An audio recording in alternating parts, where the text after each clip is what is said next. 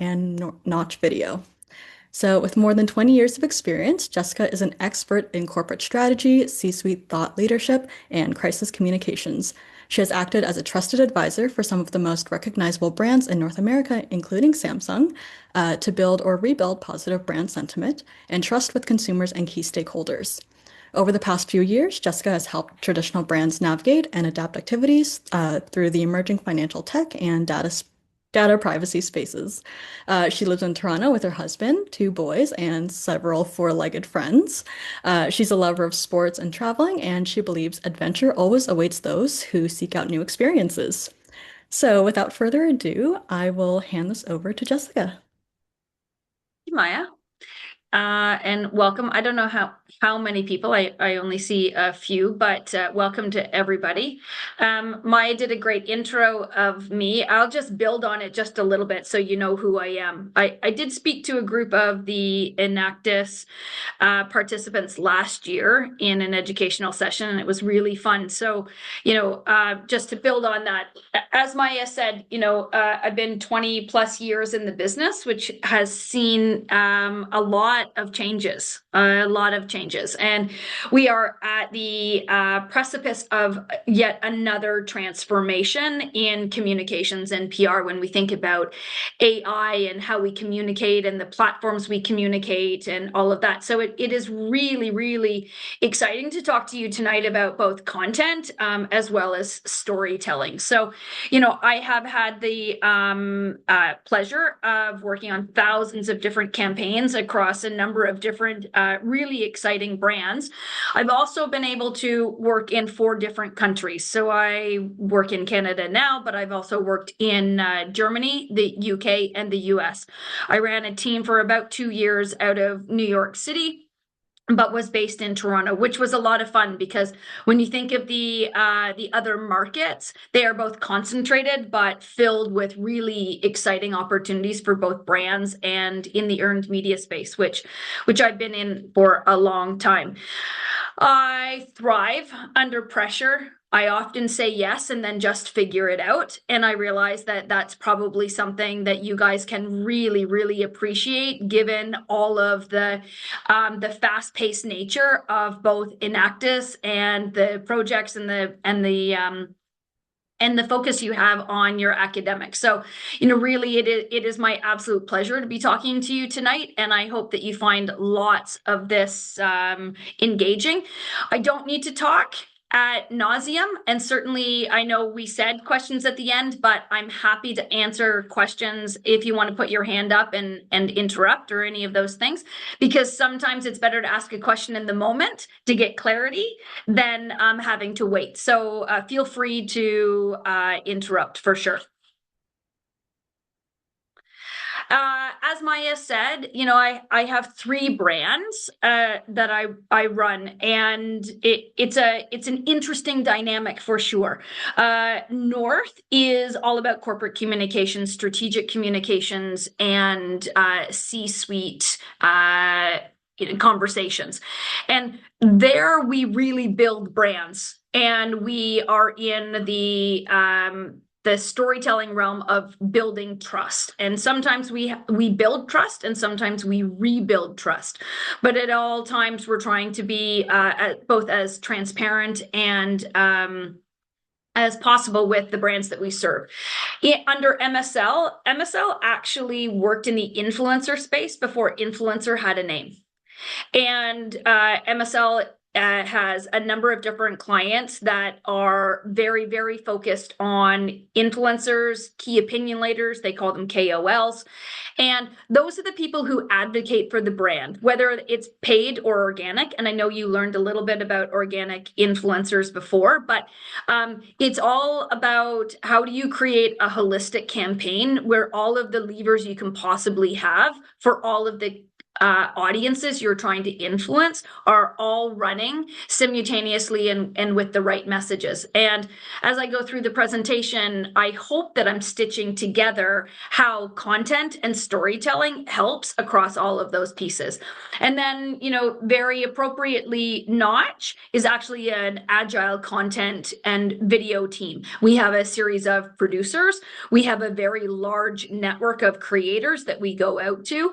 And just recently we added MSL Studios onto the portfolio as a sister agency to Notch, because really North and MSL work in conflict brands at times, and so we want to make sure that we have the integrity of our operations.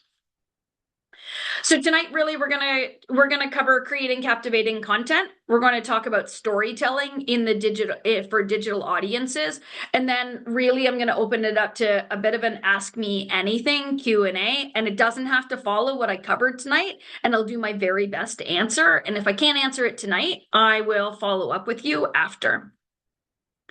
So what do we mean by creating compelling content? Well, really, we need to think about, where does content sit? And you may think right now that you have a very strong understanding of what content is.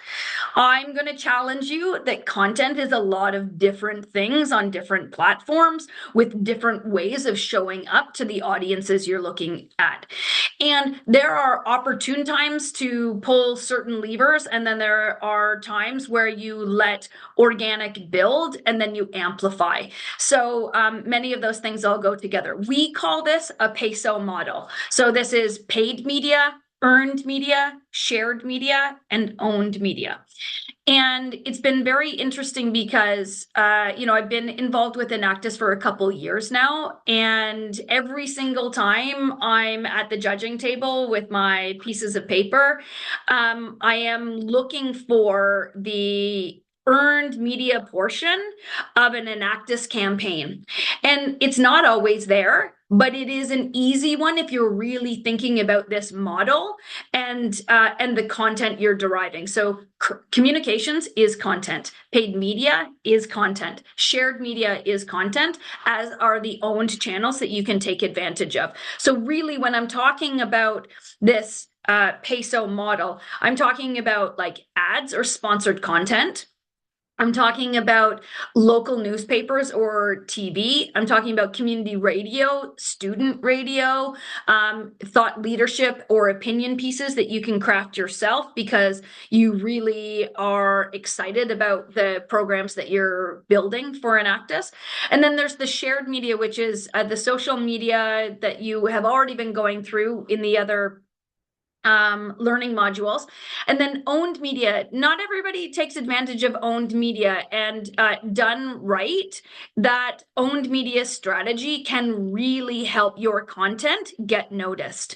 And it is cost effective. It is very easily amplified through your communities and engagement. And it is a very important tool to get the content out. So I would be remiss if I didn't say congratulations to St. Mary's for sure on their win in Thailand. And I will say that, when I think about content and I think about supporting the work that each of the teams across Enactus are doing, that has many different ways of coming to life. That is about the proposals. That's about recruitment materials. How do you get people to be involved in Enactus and in your groups? How do you attract partners and sponsors to be able to offset or engage communities?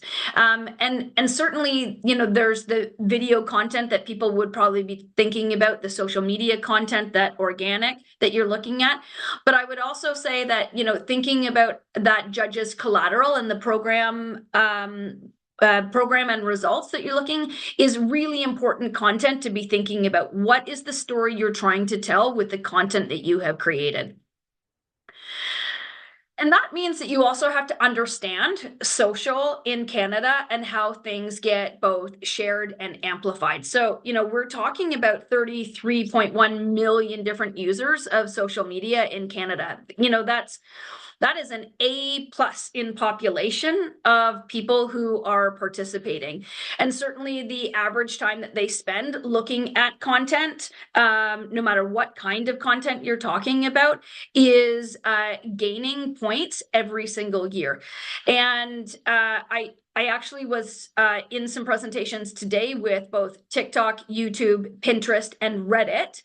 And there are some very interesting stats about how and where people are spending time. And one of the ones that stood out to me actually was Pinterest, in that they are not looking for how fast you consume content. They are looking at how they slow you down. How do you actually take it in and the value that it adds to the people who are using the platform? So I thought that was pretty interesting.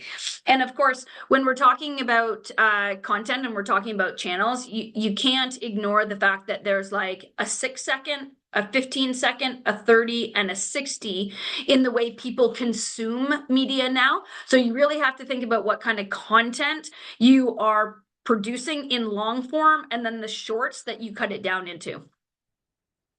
So that means you have to really think about the platform and you have to think about the culture. And you have to understand which platform and audience act in which ways, what is unique about each of the platforms so that you can use it to your advantage, and what are the right ways to differentiate your content from all of the other content that would be on there.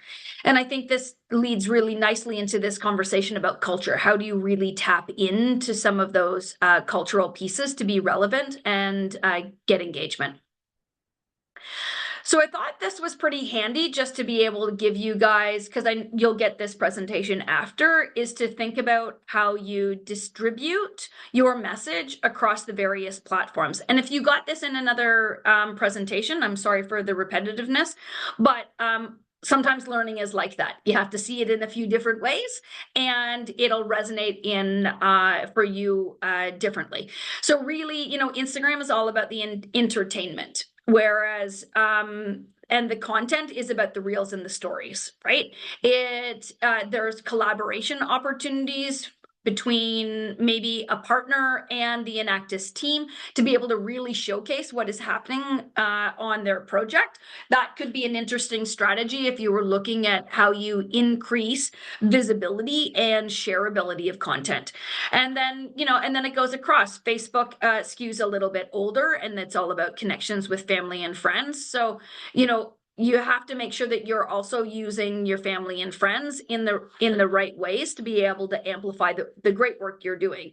Pinterest, as I talked about before, very visual. It's all about discovery. It's about slowing down and thinking about how you can curate boards and inspire other people. They don't necessarily consider themselves social media. They consider themselves community builders. And I think it's really important to think about how that might fit in as you're building communities around each of the Enactus programs. And then YouTube, shorts and video content is so digestible and shareable that it would be remiss if you weren't also thinking about how you can place that.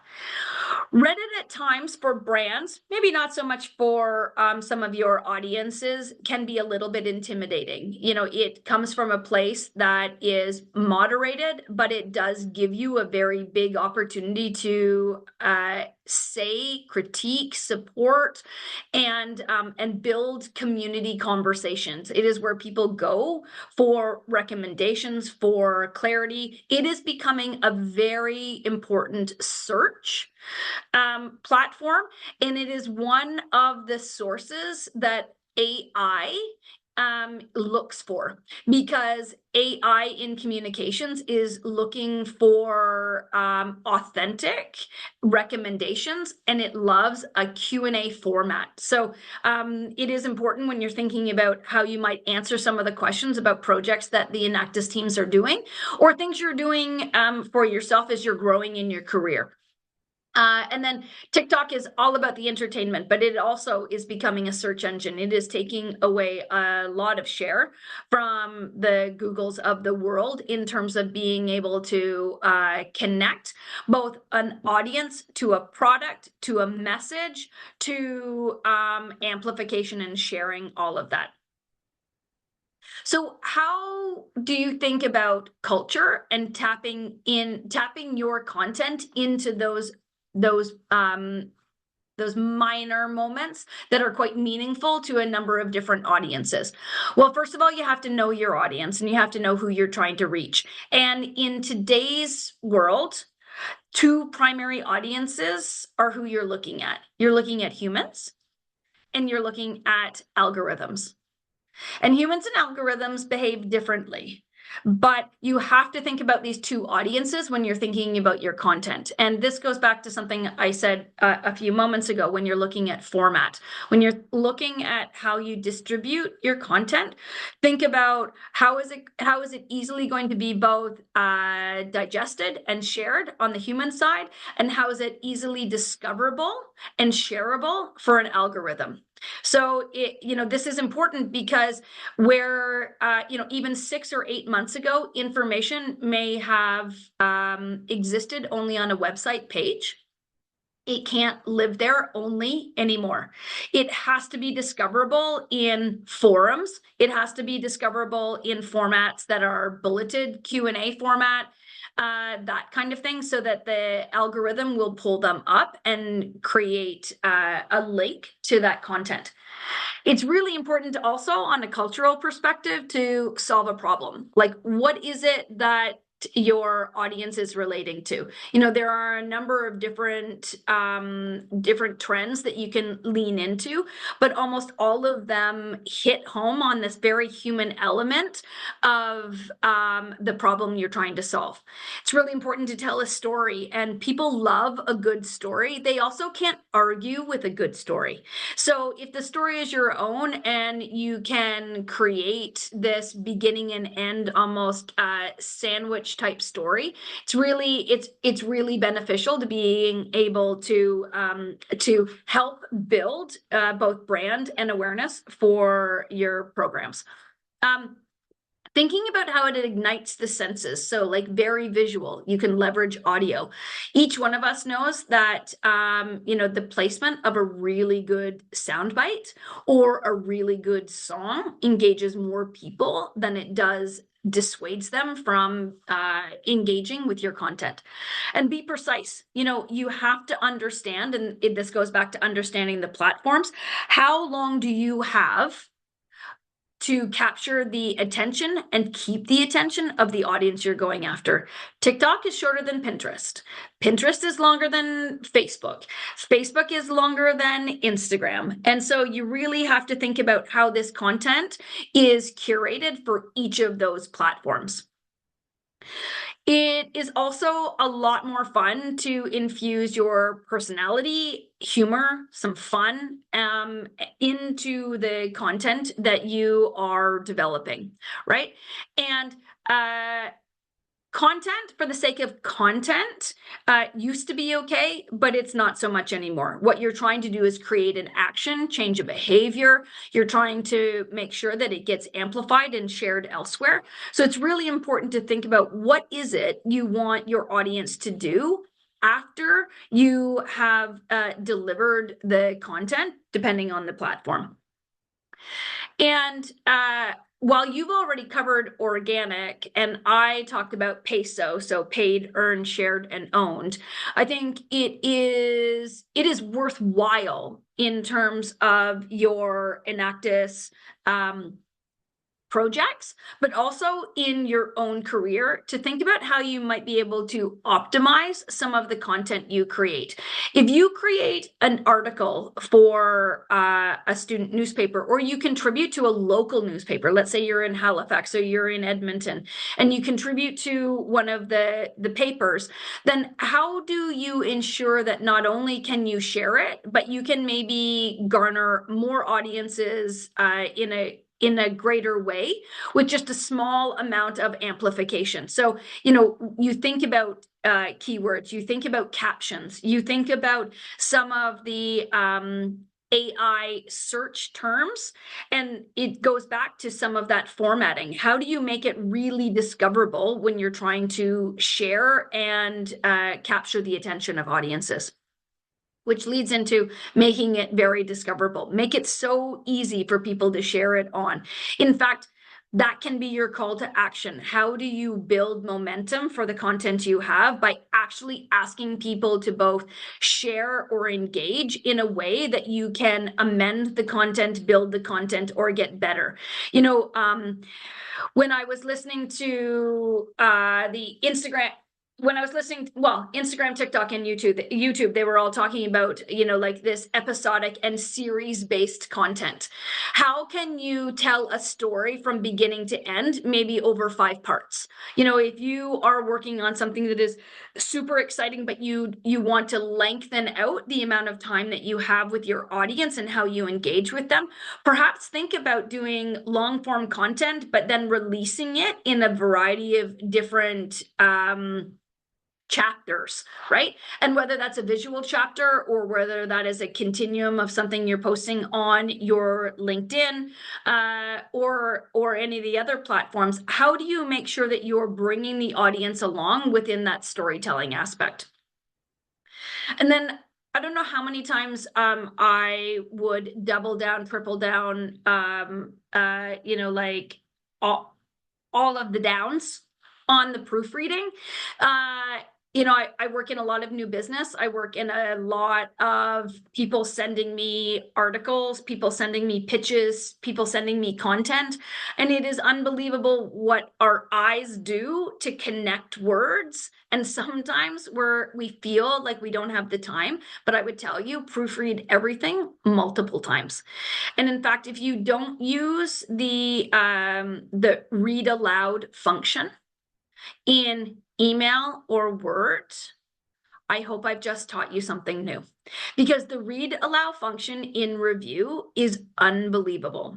You can choose which voice you want to read back to you, but I would say more times than not, even for myself, my brain has connected words that are not even there anymore. And so being able to hear it read aloud to me allows me to deliver something error-free. So when we're talking about storytelling, we've talked a little bit about the content. We've talked about the platforms and the audiences and building content that resonates with them in a format that would engage them. When we talk about storytelling, you really do need a hook. And then you need to try and bring them along on this curiosity loop. How do you continue to fuel this idea that they want to learn more? And how do you get them from the very first moment? I actually was scanning Instagram at lunch today, and there was a gentleman I follow. I read a lot, so I'm always looking for book recommendations. If you have any, drop them into the chat. And but this gentleman claimed that he could get his audience to buy 5 books by simply reading the first line of the story. And he was pretty persuasive, right? So that is the kind of hook you're looking for. How do you pique that interest, and how do you create that curiosity loop? And what do I mean by a hook? I mean, identifying a problem or elaborating on a mission or ambition is pretty unique, right? And then in the loop, I don't know how many Uno fans are around. I have kids, and I have nieces, and I have nephews, and Uno is always a favorite when we are together. And this like +2 and reverse card is always played with this idea that, how do I bring you back into the loop? How do I get you to re-engage in the game? And that is what we're talking about when we're thinking about this curiosity loop. And the example I would give you is the Las Vegas Sphere. So, if you've had the good fortune to see a concert or some immersive experience in the Sphere, you're one up on me. I have not been there. I've only seen a ton of videos and have friends who have been there. But really, when we're talking about this hook and then we're talking about the loop, the example I would give you is that when the Las Vegas Sphere came out, the headline was about the world's largest LED screen set in a venue that would welcome the world and the world's best entertainers. That's a pretty big hook. That's a pretty big promise of one venue to be the world's best, to have the greatest screen, and attract the best entertainers. But then they went on to say, but the screen is actually the least interesting point of the Sphere. So the hook is, we are the best, but what I just told you was the best is actually not the best part, right? So then they go on to tell the story about the Sphere, about how the technology inside is actually next level, right? There's like haptic seats, there's directional sound, there's all these visual effects, and you keep bringing people back into the loop. So they're wondering what's going on in the Sphere. What is going on that I can learn from, and how do I keep them in and engaged in this loop so they keep wanting to come back and experience the story over and over? I'm sure there are many other examples that you all have of stories and hooks and things like that. But if I go back a few slides and I talked a little bit about influencing the algorithm and influencing the humans. This linear line here probably shouldn't be a line because it's not going to be from beginning to end. It's going to have its ups and downs. It's probably going to move at the speed of culture and change all of the time. But really what above the line here is talking about is how do you use content to influence the algorithm. So when we're talking about being an authority, we're talking about creating content with creators, yourself, or with experts that really does convey that expertise and the experience or the authority you have to be talking about that subject matter. And what you're trying to do there is you're trying to build trust. And depending on what platform you put it on, as I said, AI prioritizes earned media. It prioritizes owned media, and it likes formats like Q&A and bullets. And what's going to happen now is you're going to start to see this when you do a search and the AI window at the top comes up. It's called a knowledge panel, and it starts to deliver all of the information and narrative you're looking for. You probably aren't going to continue to click down. So I would encourage you to look at the sources of the AI and figure out if you backtrack onto those, where can you start to post where AI starts to pull from? And then you're trying to create that connection with the algorithm. Is it popular? Can you drive comments? Can you get this word of mouth like we were talking about on Reddit to build momentum? And then from a format, we've talked about Q&A and what it likes. And then the algorithm also loves text, video, social posts, PDF that it can pull the information from. And it certainly does love things that are already fact checked so that you're not going to ask AI whether or not they made up the answer that it gives you.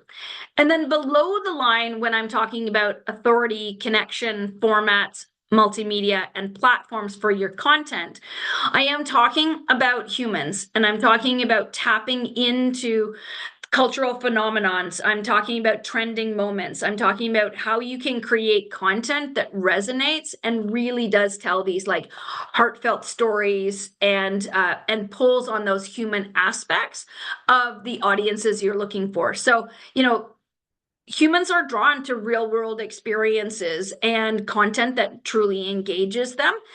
It's also all about content that reflects some of their own experiences that they can really, really connect with. And then from a format perspective, short and simple, because we live in a world where we feel like everybody is busy, so busy no longer counts. It's how do we make sure that there is a value exchange between the content you're delivering and the message you're trying to get across. So, the value here is, are you teaching them something? Are you entertaining them? Are you getting them to engage with your content in a way that helps them? And so, it's a little bit of trial and error sometimes, but you'll start to understand and feel what kind of content resonates for your audiences. And then when we talk about multimedia, we are talking about, where those platforms sit. And you're not going to use all of the platforms all of the time, but you're going to mix them in a way that allows you to feel like you're engaging people at the right time, with the right audience, with the right content. And so being able to kind of look at it holistically is super important. And I have another slide. It's not in this deck, but it is, if your content was at the center, how can you think about all of the different ways of educating, entertaining, engaging, and sharing? And I can share that with the team. Maybe I can send it to Maya. I'll find it and bring it in. So really the key there is about being discoverable. It is about creating influence, and it's fueling that curiosity loop with the content you create. Now, I haven't gone into a lot of detail about actual content because each of you is working on something very different. And you might be working on content that is specific to your Enactus project and club.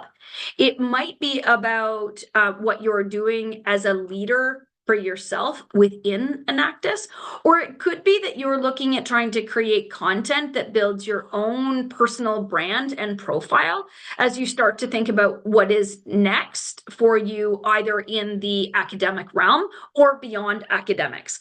So, there's a lot of ways I could have sliced up content, but I thought, you guys are the expert in your own messages, your storytelling, all of those things. What I thought I would try and do today, and I hope I've done so, is give you some options to think about where the content would be, how you would create the content, and how you amplify that content for the audiences. Because it is really, at the end of the day, about the audience you're trying to reach and the message you're trying to get them to understand and the action you're trying to create. So all of those pieces of content are super important. And I've alluded to it a little bit, but I read all of the time. Like I am running out of room for books, and I need to start my own like little library and some sort of like shared reading portal. But I thought I would leave you with this last slide in order to kind of like spark more of your own curiosity, because for me, it is very inspirational in then the content I create. So when I think about books, I think everybody should own. I think everybody should own the book, The Archer. If you've never read The Archer, it is a very simple book. It won't take you very long to read, but it is about how you have to do the work and you have to have the patience to move from beginning to end instead of trying to get there too fast. The boy, the mole, the fox, and the horse is super important for me because it gives me perspective. These books really did change the way I think, and the creativity book in the middle is just about how you may not think you are in a creative industry, but every industry is creative. So when we're talking about content, all content that is important to you and your audiences is also creative. So, these things really changed the way I think, which is super important in a business and in marketing and in academics, because nothing stands still. And then books worth reading or listening to, but maybe you don't buy because you need to come back to them or you borrow them. Revenge of the Tipping Point. If you read The Tipping Point, from Malcolm Gladwell. I also love his voice, so I dig this one on audio for sure.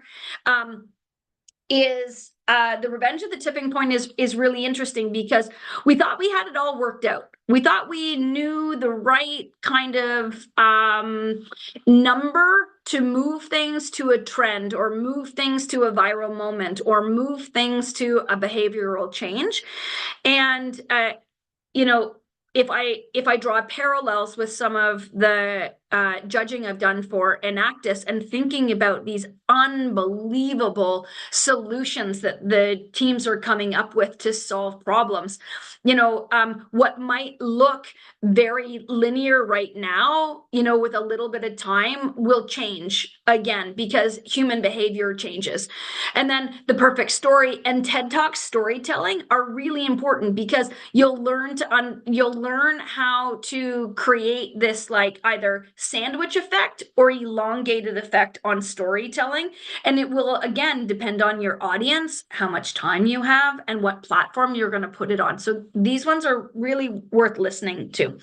And then if you don't already listen to some podcasts around the CMO show or the Big Impression, I would say listen to them. They give you a totally different perspective from a number of different leaders in the market on how to tell a story, how to create a brand moment, how to engage audiences in new ways. And it's always, there's always something to take away from these podcasts. So I know I didn't drill down maybe into exactly the content you should do, but I hope I've sparked a little bit of consideration around how you use content, how you think about content, how you engage your audiences, and then how you build the story within that content to be able to really resonate.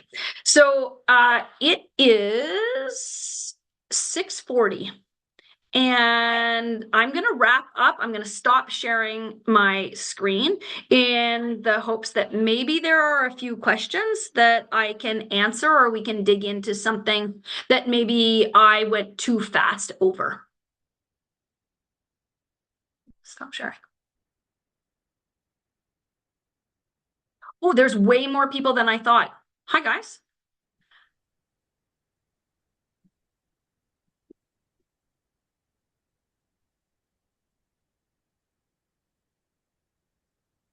Everybody is on mute. I think we might have Hi, Eva. something in the chat.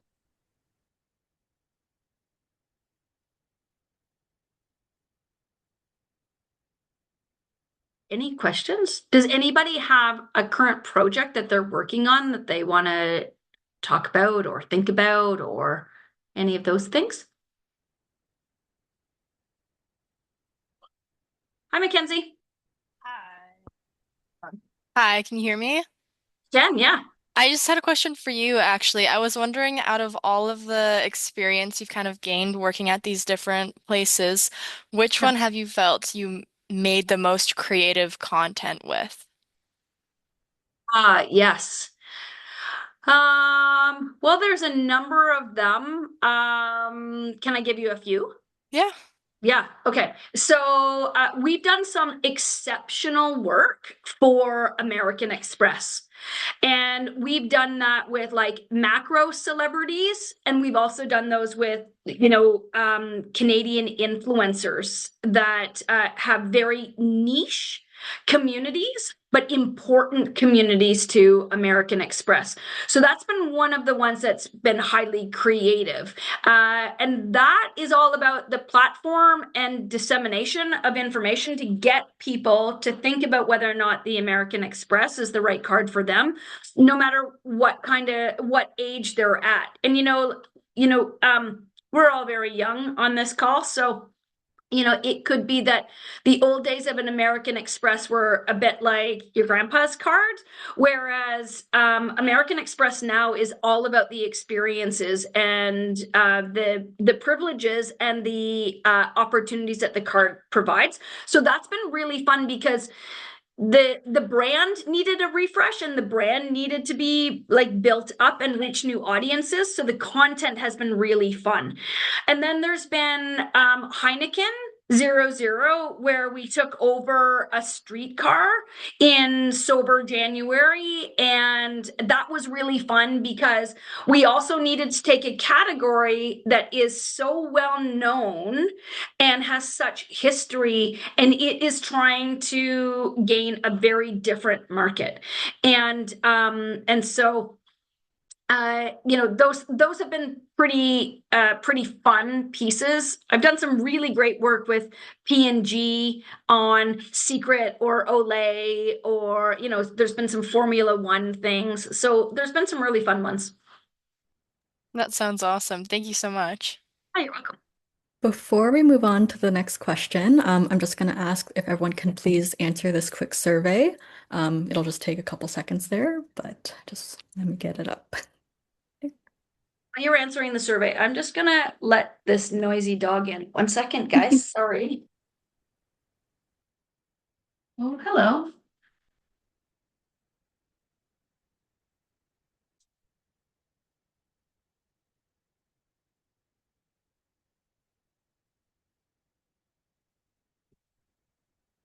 Didn't want to be left out.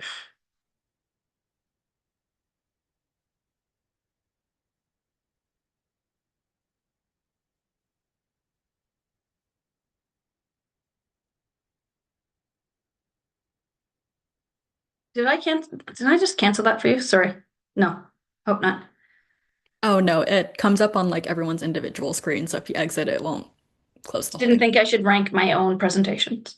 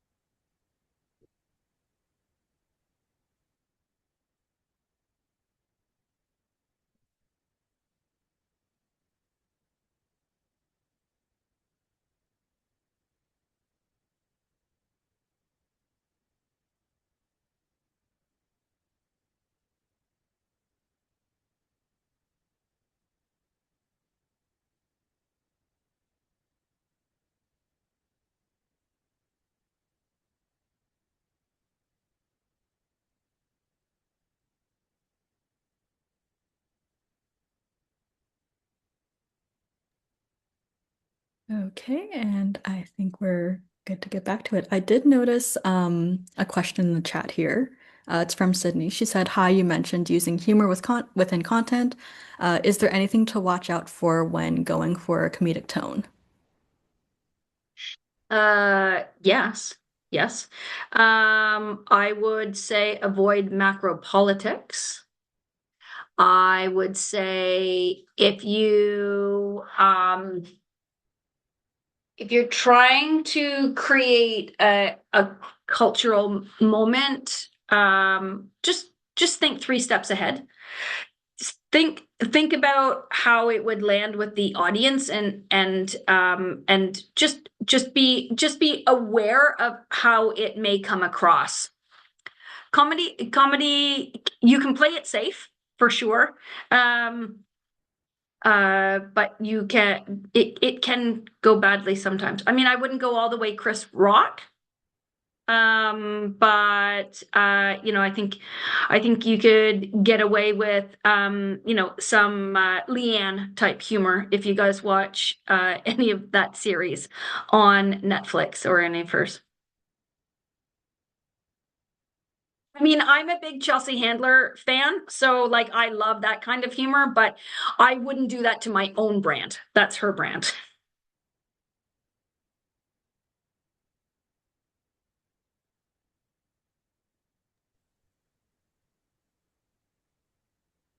Any other questions? Oh, we do have one here. Feel free to unmute yourself if you'd like. Hi, Jessica. Thank you for doing this. I wanted to ask, in your opinion, okay, yeah, do you think that it's still possible to maintain, let's say, a faceless account or Kidnapping media girls that want to presence? study. And I can't sit here in good conscience and be like, Can you repeat that? Sorry. Absolutely, no problem. So I was asking, do you think it's still possible to maintain like a faceless media presence? Mm, can you elaborate a little bit? Is this because it represents a community?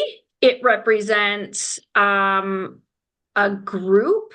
Can you tell me why it's faceless right now? Yes.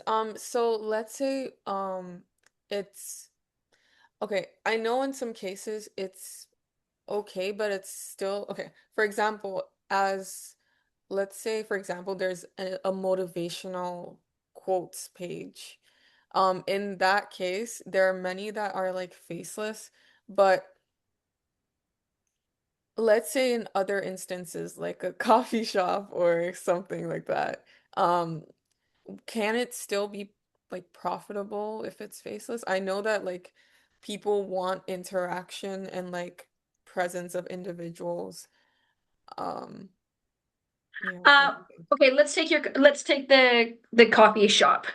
Um, I think if the coffee shop has a personality that it has built a brand around, it can be faceless because the personality is probably made up of a number of different people, right? That are contributing to that.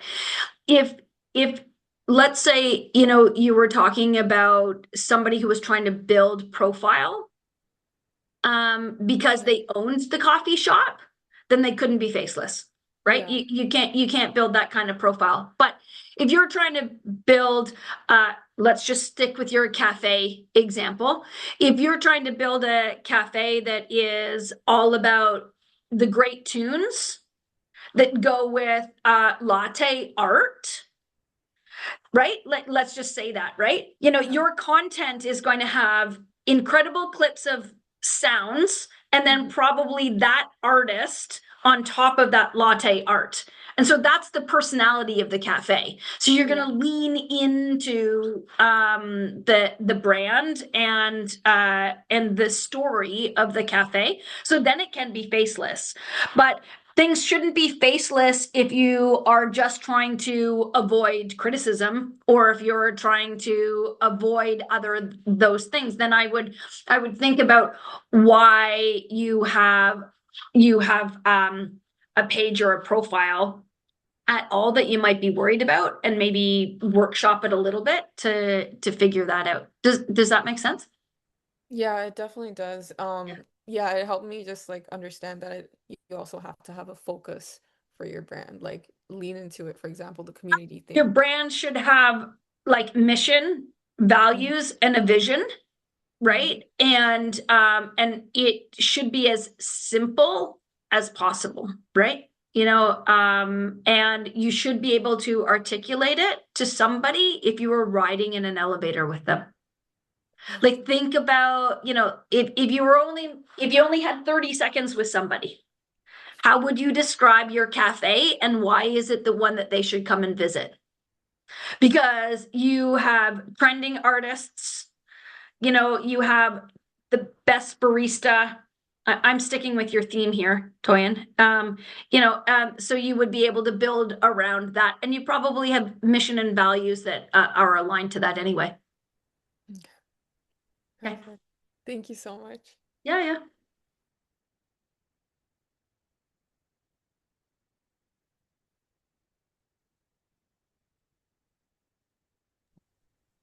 I think there's one more question.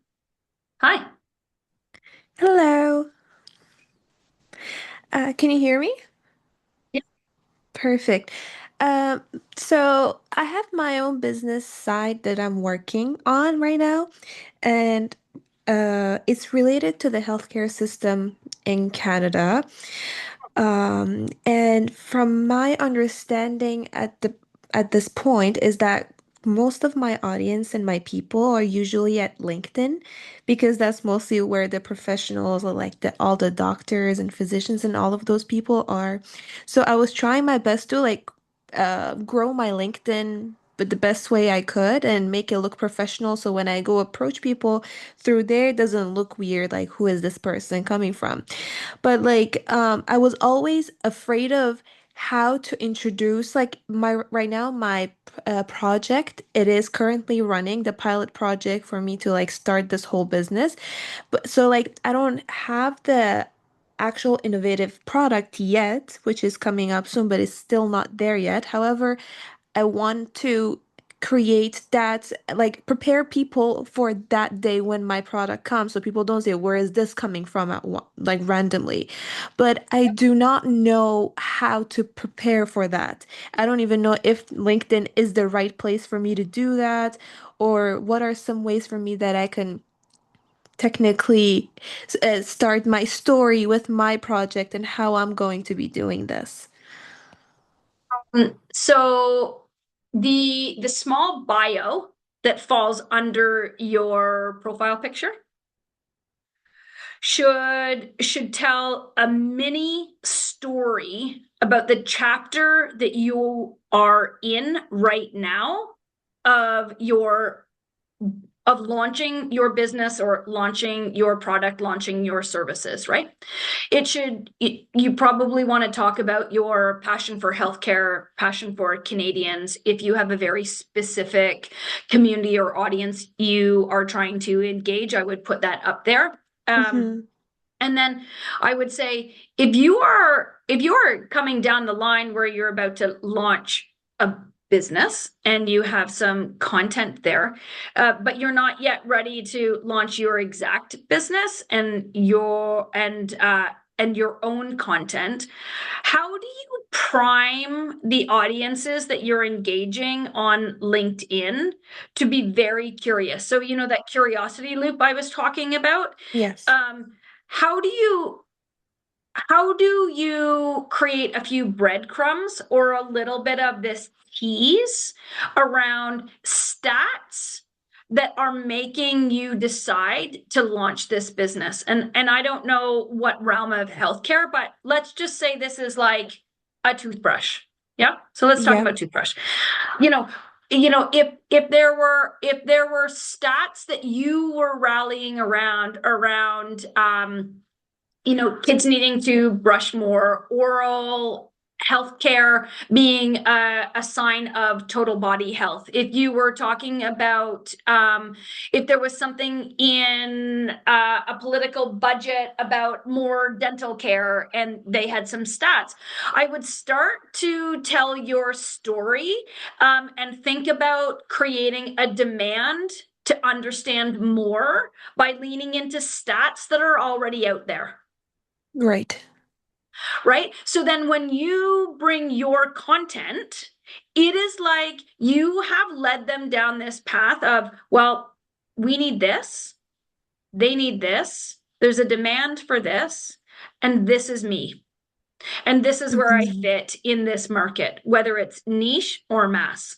Mm-hmm. And so you have started to like bring them along your journey. And then I would say that content wise, are you talking about video? Are you talking about copy? Are you talking about articles? What kind of content are you thinking about? Well, I do know making videos is more engaging in general, but like it takes quite some time. I don't know. Since I haven't done it, my brain is a bit afraid of starting such thing because like, oh my God, how much time do you have in a day for you to be creating one? And then maybe you won't even start and making one, you won't finish it. I'm a bit afraid of that. And I'm working on it, a bit of a perfectionist. So I never started posting anything up until like a couple days ago, where I forced myself to start with something, which was just me and my entrepreneur and some pitches that I actually won recently. So I have started doing that, but like my realm of the field that I'm working on right now is about pill wastages that they are at the hospitals. Okay. So my bio was like, I turn forgotten pills into life-saving help. Like that was just like my quick, I think it could kind of make you guess what I'm gonna be doing. But yeah, like I don't know what's the right. Is it like, am I only supposed to be on LinkedIn for stuff like this? Like I don't know where else I could be. Who are you trying to engage and what do you want them to do? Are you looking for partners or are you looking for Yeah. hospitals to take notice? Are you looking for administrators at hospitals to understand that you may be giving them a service they can tap into?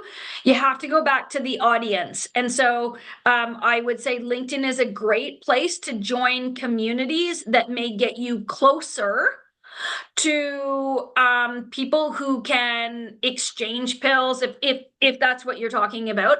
Mm-hmm. I would say LinkedIn is probably a very good place because you can join communities and you can start to be a part of both their forums and their information. You can learn all of that, right? Yeah. Um, but if you are looking for individual consumers to do other things, I wouldn't say LinkedIn is probably your first or primary channel. Like the end, I mean, the first part is for me to have other hospitals on board with my project, right? Yep. So how would I gain that trust from them? How Yes. do I storytell that? Yeah. So you need to start following those hospitals, those Yeah. associations, those networks.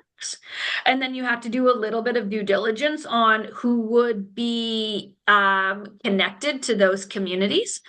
And then you need to start thinking about how your messaging and your positioning creates a value exchange for them. Through my Why are posts you that I'm going important to to be them? creating. Yes, why are you important to them? Mm-hmm. Yeah. Okay. I got it. Thank you.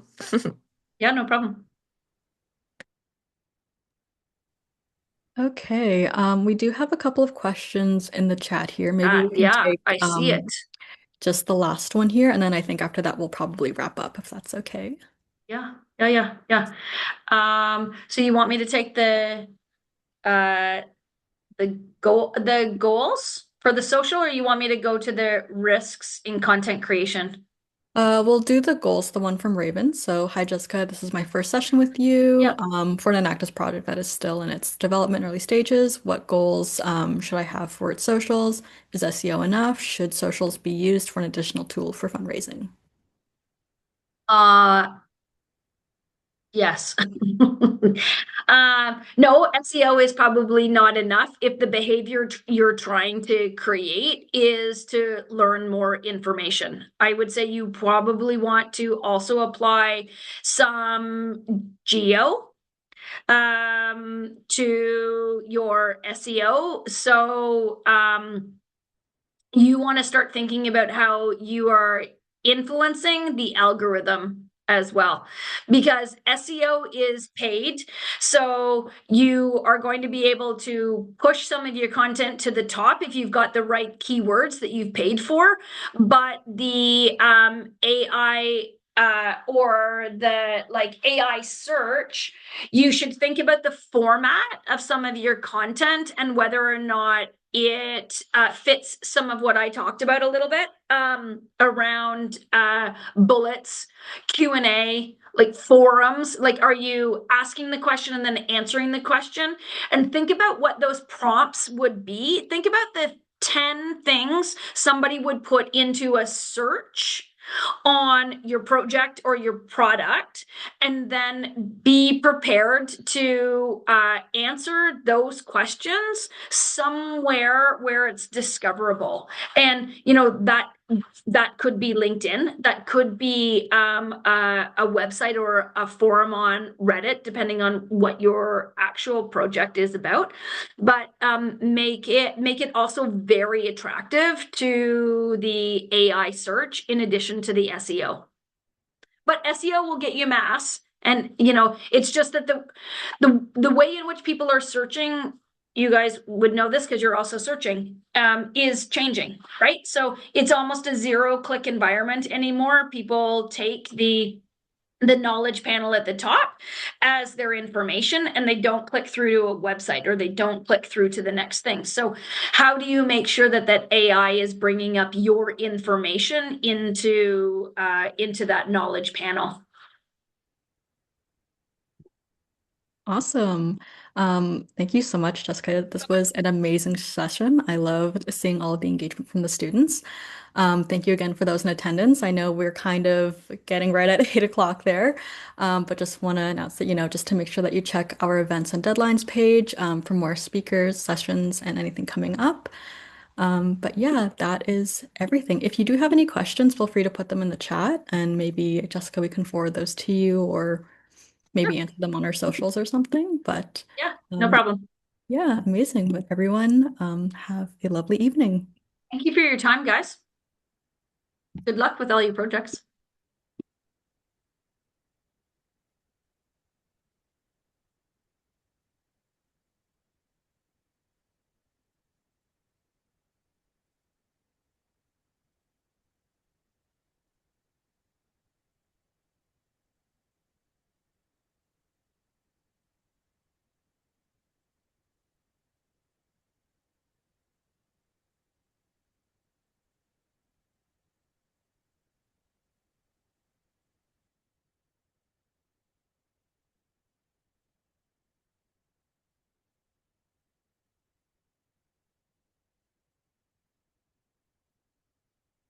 Hi.